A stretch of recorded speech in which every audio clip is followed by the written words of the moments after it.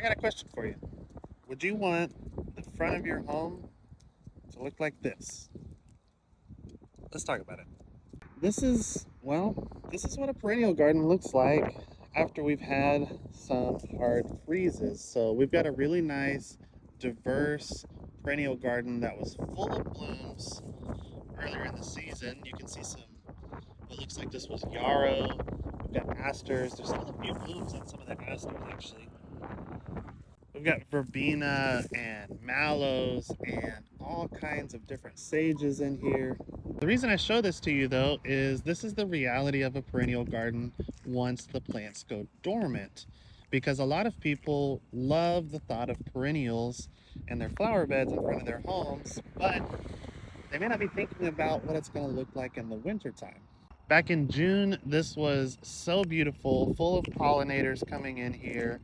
Cars would stop and be amazed at all of the flowers throughout here.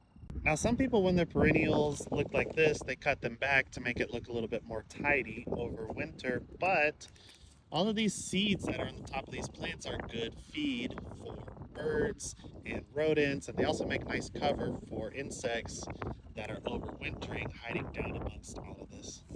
So even at this stage, it does provide an important ecological benefit.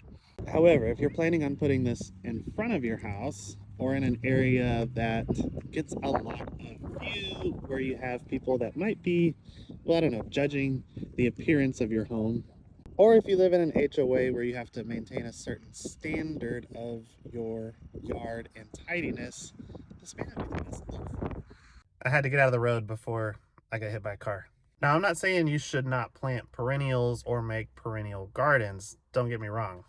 I just have a lot of customers that see all the perennials blooming during the spring and summer and fall when they're in the garden center, and they see how beautiful they are, which they are, and they think, wow, they're beautiful. They come back every year. I'm just going to convert my whole flower bed into perennials because why not?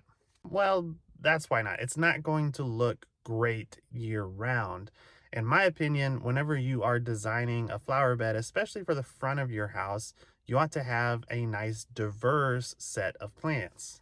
So that means you should have, of course, trees, you should have ornamental trees, you should have evergreens and shrubs, evergreen shrubs and deciduous shrubs, and a nice mixture of perennials. Maybe leave some space for annuals or ground cover as well.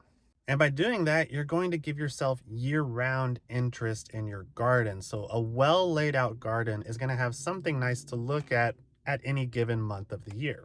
And if you want to do a cottage style garden where you just pack it full of perennials, that might be better suited for somewhere in your backyard where it's not as big of a deal whenever things go dormant during the winter.